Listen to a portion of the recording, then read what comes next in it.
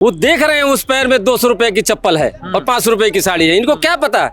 इनका प्रधानमंत्री उनके सामने छोटा पड़ गया, इनका गृह मंत्री छोटा पड़ गया, इनका पूरा बेसफ लगा लिया, इन्हें 20-25 दिन से लगा रखा है, पूरे छावनी बना दिया है बंगाल को, पूरे छावनी में तब्दील कर दिया, पुलिस वालों को हटा दिया, ईडी सीबीआई सब लगा दिया और फिर भी चुनाव हारेंगे ये। मुख्यमंत्री हैं ममता दीदी, उनके शिक्षा मंत्री थे, वो बेचारे जेल काट रहे हैं। उनकी गर्लफ्रेंड हुआ करती थी, वो 500 रुपए और 2000 रुपए के नोट के ऊपर सो रही थी, उनके रूम में भरा हुआ था 300-350 करोड़ रुपया रूम में से निकाला गया था। ये है ईमानदारी। 200 रुपए चप्पल। ममता दीदी अब की बार घबराई हैं, अब की बार उनके मुंह से सनातन जय महादेव बचा लो महादेव चिल्ला रही है ना। कभी चिल्लाई थी आज से 15 साल पहले, 15 साल से नहीं। उनको बड़ा गुरूर था कि ये किला मेरा कोई गिरा नहीं सकता, लेकिन अब की बार वो भयभीत है। बंगाल में ये डेमोक्रेसी नहीं रह गई। क्यों? क्योंकि आईपैक पे रेड होगा तभी मुख्यमंत्री आ जाएगा, सीबीआई रेड करने जाएगी तो मुख्यमंत्री आ जाएंगी, कोर्ट के लोग कुछ इन्वेस्टिगेशन करने जाएंगे तो वहां के लोग पब्लिक उसको घेर लेगी। तो भैया बंगाल भारत में ही है ना। ये डर बंगालियों को एक बार फिर से सताने लगा कि कहीं हम बांग्लादेश तो नहीं बन गए, कहीं हम भारत से अलग तो नहीं हो गए। क्या ममता बनर्जी का जिस तरीके से पैर छूने के लिए व्यक्ति का आ जाना, ये जन नेता का एक तस्वीर दिखाई देती है, या प्रधानमंत्री का झालमुरी को खरीदना यह जन नेता की तस्वीर दिखाई देती है? आपको क्या दिखाई देता है? इन दोनों तस्वीरों में क्या संकेत नजर आते हैं? ठीक है, संकेत को आप इस तरीके से एग्जैक्ट समझने की कोशिश करिए कि ममता बनर्जी का जो ट्रैक रिकॉर्ड रहा है ना, ममता बनर्जी एक ऐसी लीडर रही हैं जिनको कभी सिक्योरिटी की जरूरत नहीं पड़ी है। वही पुरानी अल्टो कार और वैगनार में घूमती नजर आ जाती थी हावड़ा कलकत्ता कहीं भी। तो उनके रोड शो में किसी आदमी का उनके सामने आ जाना, उनके चरणों में झुक जाना, ये कोई नई बात नहीं है। ममता बनर्जी ये दोबारा दिखाने की कोशिश कर रही हैं कि आप देखिए मैं वही हूं जो आज के 15 साल पहले थी। और मोदी जी का ठीक इसका उल्टा है। मोदी जी का किसी के पास झाल मुड़ी खाने का मतलब ये है कि मोदी जी दिखा रहे हैं कि डर वर सारा कुछ छोड़िए, बंगाल सेफ है, हम बंगाल में आ रहे हैं, इसलिए आने वाले समय में आपको ये दिक्कत नहीं होगी कि पोस्ट पोल वायलेंस होगा और आपको कोई डरा धमका सकता है। तो दोनों चीजों का यही मतलब है। ममता बनर्जी दिखाने की ये कोशिश कर रही है कि मैं वही हूं, मेरे से कोई आम आदमी आके मिल सकता है, और मोदी जी ये दिखाने की कोशिश कर रहे हैं कि आप एकदम बिना डरे वोट करिए ताकि आने वाले समय में आप झाल मुड़ी तो छोड़िए, जो मर्जी आए करिए। क्यों?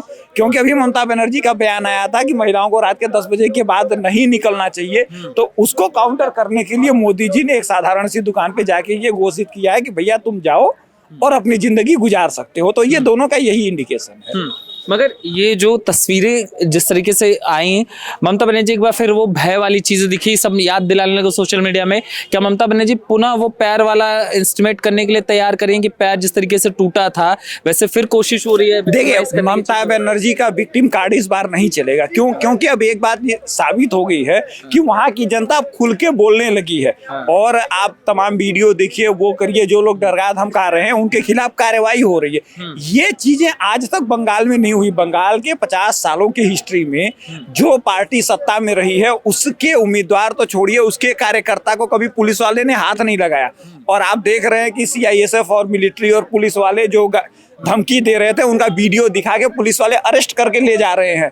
तो ये जो इंडिकेशन था ना, वो ममता बनर्जी के लिए बहुत भारी पड़ रहा है, क्योंकि लोगों में जो भय का माहौल था ना, वो ये वीडियोस देख के डर के निकल रहा है। और मोदी जी ने तो फिर दिखाया कि भैया रात के 10 बजे नहीं, तुम सुबह के 6 बजे भी जाके कलकत्ता में झाल मुड़ी खा सकते हो अगर भाजपा की सरकार बनी तो ये लायन ऑर्डर और अपनी पब्लिसिटी स्टंट की एक लड़ाई चल रही है, जिसमें मोदी जी भाई मीडिया हाईलाइट में ममता बनर्जी से आगे होते हैं। क्यों? क्योंकि वो प्रधानमंत्री के साथ साथ मजे हुए खिलाड़ी हैं। उनको 31 सालों पे ग्राउंड पे हटो हमें फजीहत होने दो उसका अनुभव है। तो इस बार ममता जी का दांव नहीं चलेगा। क्योंकि देखिए, ममता जी के साथ सबसे बड़ी गलती ये हो गई कि जो उन्होंने कोर्ट के लोगों को, उनके कार्यकर्ताओं ने बंधक बना लिया, वो सबसे बड़ा खतरा हो गया। क्यों? क्योंकि ये सब लोगों को पता लग गया कि भैया इस देश में अब डेमोक्रेसी नहीं बची है। प्रदेश में नहीं, बंगाल में ये डेमोक्रेसी नहीं रह गई। क्यों? क्योंकि आईपैक पे रेड होगा तभी मुख्यमंत्री आ जाएगा, सीबीआई रेड करने जाएगी तो मुख्यमंत्री आ जाएंगी, कोर्ट के लोग कुछ इन्वेस्टिगेशन करने जाएंगे तो वहां के लोग पब्लिक उसको घेर लेगी। तो भैया बंगाल भारत में ही है ना। ये डर बंगालियों को एक बार फिर से सताने लगा कि कहीं हम बांग्लादेश तो नहीं बन गए, कहीं हम भारत से अलग तो नहीं हो गए। और दूसरी बात, पिछले 15 सालों में और 34 साल कम्युनिस्ट का, तो 50 सालों में जिस तरीके से बंगाल जो भारत का डेवलपमेंट का ग्रोथ हुआ करता था, इंजन था, वो इतना कोलैप्स हो गया कि आज जहां भी देखिए सारे बंगाली ही आपको काम करते नजर आ रहे हैं। तो ये बंगालियों का जो हेटफुल बिहेवियर हुआ उनके साथ, उसका ये फर्क पड़ रहा है कि इस बार ममता दीदी की विदाई तय है और मोदी जी ने साबित किया भैया झाल मुड़ी खानी है तो मुझे जिताओ। मगर एक भय की तस्वीर और दिखी जिसमें सुरक्षा बल से व्यक्ति कहते हुए नजर आया कि आप अगर चले जाएंगे, जिसमें सुरक्षा बल कह रहा है कि आप निर्भीक होकर वोट दीजिएगा, हम यहाँ हैं। तो व्यक्ति वहां कहता है कि अगर आप कल को चले जाएंगे तब वोट देने के बाद हमारा क्या हाल होगा, उसका कौन गारंटी लेगा। तो उसमें कहता है कि हम यहीं रुके रहने वाले हैं। तो इन तस्वीरों से क्या, ये वही है, मैंने जैसे बोला कि मोदी जी दिखाना चाह रहे हैं कि आप आइए और रात के 10 बजे झाल मुड़ी नहीं चाय भी पीजिए। क्यों? क्योंकि ममता बनर्जी के बयान का काउंटर ही यही है कि आप 10 बजे तक कहती है महिलाओं को बाहर नहीं निकलने दिया जाएगा और मोदी जी कह रहे हैं रात को आप झाल मुड़ी खाइए। तो यही लड़ाई है और सीआईएसएफ और बीएसएफ वहां पे रुक रही है, जिसका सीधा मतलब ये है कि आने वाले समय में बंगाल में जो पोस्ट पोल वायलेंस होता है इस बार नहीं होगा। पोस्ट पोल वायलेंस नहीं होगा तो इसका मतलब ममता दीदी की विदाई तय है। और अब तो वो क्या बोल रही हैं कि इंशाअल्लाह भगवान भरोसे तृणमूल रहा तो फिर मिलेंगे, मैं एक वोट से चुनाव जीतूंगी। तो इस बार ममता दीदी पहली बार ऐसा हुआ है कि उनको हार का डर लग रहा था। पिछली बार वो खुद चुनाव हार गई थी तब भी उनको कुछ फर्क नहीं पड़ा था, लेकिन इस बार वो बोल रही कि मैं एक वोट से जीतूंगी। जिस व्यक्ति के नाम पे पूरा बंगाल जीता जाता है वो व्यक्ति बोल रहा है कि मैं अपना खुद चुनाव एक वोट से जीतूंगी। तो समझ लीजिए उनकी हालत कितनी खराब है। कुछ लोग कह रहे हैं भवानीपुर से भी मामला थोड़ा खिसका वहीं से बोल रही है ना, भवानीपुर से कि मैं एक वोट से जीतूंगी। जहां उनके नाम पे लोग जीतते थे वहां उनको जीतने के लिए एक वोट की बात करनी पड़ रही है। तो ममता दीदी का कॉन्फिडेंस इस बार हिल गया है। दोनों में बड़ा फर्क है। मोदी जी सेकंड टीम जो है वो तैयार करके खेप पैदा कर रहे हैं। आप देख लो ना, मोदी जी के बाद आज आप योगी जी को देख लो, आप हेमंत बिस्वा शर्मा को देख लो, मोहन यादव देख लो, मतलब 5-7 ऐसे कैडर के नेता हैं कि ऐसा है जी इनके बाद आएंगे। लेकिन ममता दीदी का जो वो उनके अभिषेक बनर्जी हैं, आज उनका नाम मुश्किल से याद करना पड़ रहा है। बंगालियों से भी पूछोगे ना तो उनको भी याद नहीं आएगा, क्योंकि उन्होंने अपने अलावा किसी को आने नहीं दिया।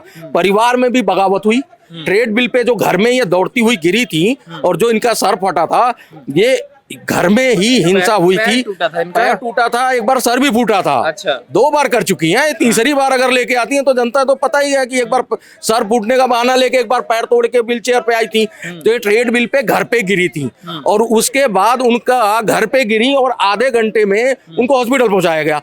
उनके सर का खून भी साफ नहीं किया गया जहां पे लगी थी चोट। आप बताओ, किसी के घर में कोई गिर जाता है तो मेडिकल ट्रीटमेंट तो इतना होता है कि रुई से और डिटॉल से साफ कर दिया जाता खून। तो वो दिखाने वाला देखा जनता ने, लोगों को समझ आया। मैं इतना दूर बंगाल से, दिल्ली से अगर ये बात समझ सकता हूँ तो बंगाल में भली बात ही समझते हैं ममता दीदी को। ममता दीदी अब की बार घबराई हैं, अब की बार उनके मुंह से सनातन जय महादेव बचा लो महादेव चिल्ला रही है ना। कभी चिल्लाई थी आज से 15 साल पहले, 15 साल से नहीं। उनको बड़ा गुरूर था कि ये किला मेरा कोई गिरा नहीं सकता, लेकिन अब की बार वो भयभीत है। वो कह रही है बार बार एक वोट से, उनको भय है कि अब की बार कुछ खेल बदल जाएगा। वैसा नहीं है जो प्लेग्राउंड पहले था। तो अब टीएमसी के कार्यकर्ता भी वो नहीं रहे, क्योंकि देखिए पहले वहां पे कम्युनिस्ट की सरकार थी।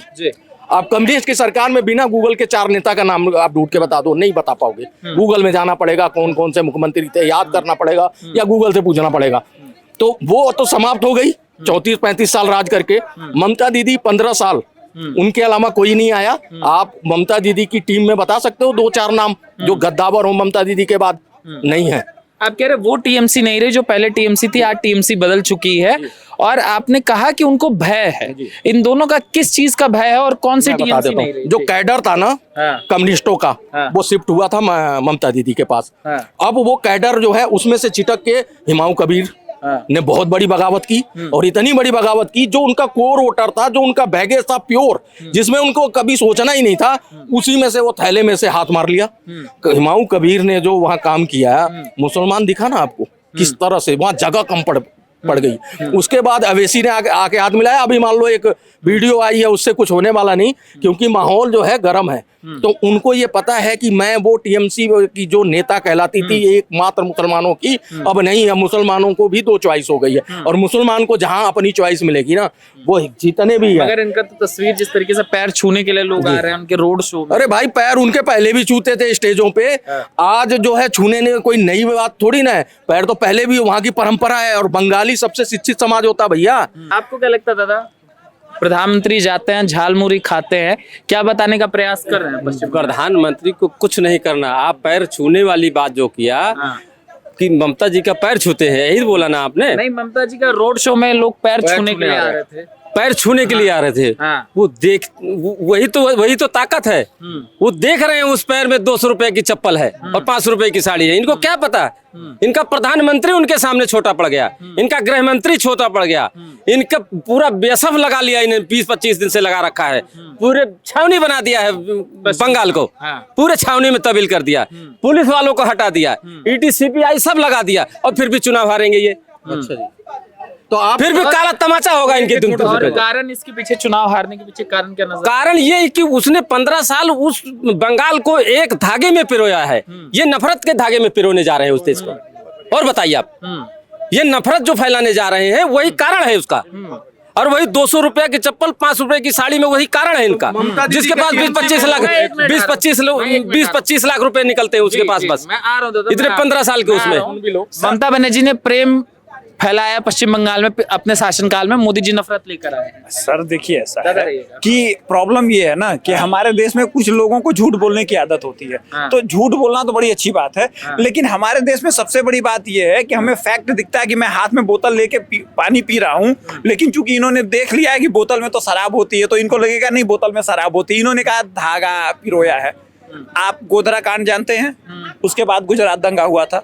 मुझे एक आदमी का नाम बताइए, एक गुजराती का नाम बताइए जिसकी फैमिली गुजरात छोड़ के किसी और स्टेट में शिफ्ट हो गई हो, इवन जिला छोड़ के चली गई हो, गोधरा छोड़ के पलायन कर गई हो। तो मोदी नफरत फैलाते हैं। एक गुजराती भागा नहीं तो मोदी नफरत फैला रहे हैं। ठीक है, अब बंगाल पे आते हैं। मालदा मुर्शिदाबाद में जो घटनाएं हुई, उसके बाद वहां का बहुसंख्यक समाज जो हिंदू समाज है वो घर छोड़ के पलायन कर गया। ये होता है प्रेम। मतलब मेरी आपकी लड़ाई हुई और आपका घर छूट गया, आपकी प्रॉपर्टी पे मैंने कब्जा कर लिया, तो इसको प्रेम बोलते हैं। हमारा आपका झगड़ा हुआ, हम दोनों उसी जगह पे रह रहे हैं 20 सालों से, इसको बोलते हैं नफरत। तो अब ये बताइए कि क्या सही है क्या गलत है।